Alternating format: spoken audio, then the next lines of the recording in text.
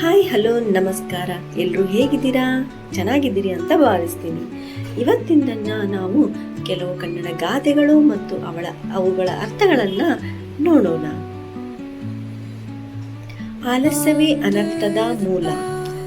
ಆಲಸ್ಯತನದಿಂದ ಸಮಸ್ಯೆಗಳೇ ಜಾಸ್ತಿ, ಅದರಿಂದ ಯಾವ ಕೆಲಸನೂ ಆಗೋದಿಲ್ಲ. ಒಳ್ಳೆಯ ಮಾತು ಒಂಟಿತನವನ್ನು ಕಟ್ಟಿ ಹಾಕುತ್ತದೆ. ಮಧುರ ಮಾತುಗಳಿಂದ ಎಲ್ಲ ಕಷ್ಟವೂ ಸುಲಭವಾಗುತ್ತದೆ. ಎಲ್ಲರೂ ನಮ್ಮೊಂದಿಗೆ ಚೆನ್ನಾಗಿರ್ತಾರೆ. ಯಾವಾಗಲೂ ಒಳ್ಳೆಯ ಮಾತುಗಳನ್ನೇ ಆಡಬೇಕು. ಕೈಲಾದ ಕೆಲಸ ಕೈ ಬಿಡಬೇಡಿ. ನಾವು ಮಾಡಬಹುದಾದ ಕೆಲಸವನ್ನು ಯಾವತ್ತೂ ಮುಂದೂಡಬಾರ್ದು. ಅವತ್ತಿನ ಕೆಲಸ ಅವತ್ತೇ ಮಾಡಿ ಮುಗಿಸಿದ್ರೆ ಒಳ್ಳೆಯದು. ಬಿತ್ತಿದಂತೆ ಬೆಳೆಯುತ್ತದೆ. ನಮ್ಮ ಕೆಲಸ ಹೇಗಿರುತ್ತೆ ನಮಗೆ ಆ ಥರ ಫಲ ಸಿಕ್ಕೇ ಸಿಗುತ್ತೆ.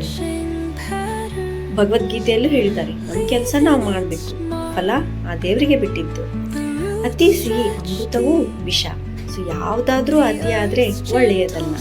ನಮ್ಗೆ ಎಷ್ಟು ಬೇಕೋ ಅಷ್ಟೇ ತಗೋಬೇಕು. ಎನಿಸಿದ ಕೋಳಿ ಮೊಟ್ಟೆ ಇಡುವುದಿಲ್ಲ. ಆಗದ ಕೆಲಸದ ಬಗ್ಗೆ ಮುಂಚಿತವಾಗಿ ಯೋಚನೆ ಪಡೋದು, ಖುಷಿ ಪಡಬಹುದು. ಅದರಿಂದ ದುಃಖನೇ ಜಾಸ್ತಿ ಹೊರತು ಅದರಿಂದ ನಮ್ಗೆ ಯಾವ ಲಾಭನೂ ಸಿಗೋದಿಲ್ಲ. ಹನಿ ಹನಿ ಸೇರಿ ಹಳ್ಳ. ಸಣ್ಣ ಸಣ್ಣ ಪ್ರಯತ್ನಗಳನ್ನು ಮಾಡಿದರೆ ಮುಂದೊಂದಿನ ನಮ್ಗೆ ದೊಡ್ಡ ಫಲ ಸಿಕ್ಕೇ ಸಿಗುತ್ತೆ.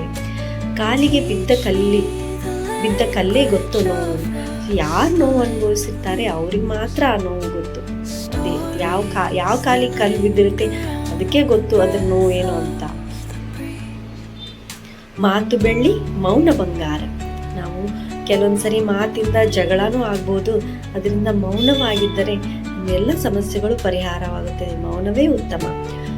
ಒಂದೇ ಕೈಯಿಂದ ಚಪ್ಪಾಳೆ ಆಗೋದು. ನಾವು ಯಾವಾಗಲೂ ಅನ್ಕೋತೀವಿ ನಾನೇ ಎಲ್ಲ ಮಾಡ್ತೀನಿ ಅಂತ. ಆದರೆ ತಪ್ಪು. ನಮ್ಗೆ ಇನ್ನೊಬ್ಬರ ಸಹಕಾರ ಬೇಕೇ ಬೇಕು. ನಾವು ಇನ್ನೊಬ್ಬರ ಸಹಾಯದಿಂದ ಕೆಲವೊಂದು ಕೆಲಸಗಳನ್ನು ಆಗ್ತವೆ.